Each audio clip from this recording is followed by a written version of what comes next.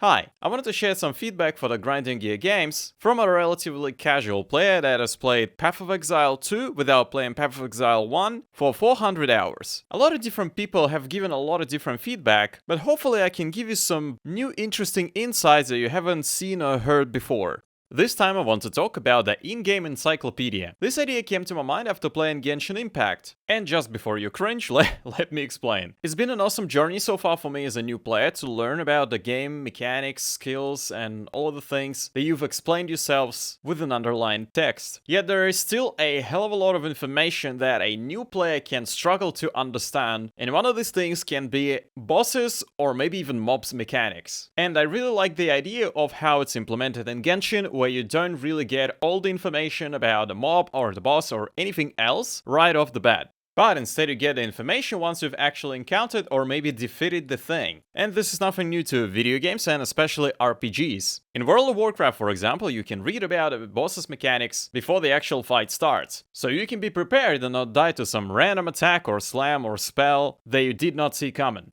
Unless you just stand in the fire. You're gonna die if you stand in the fire.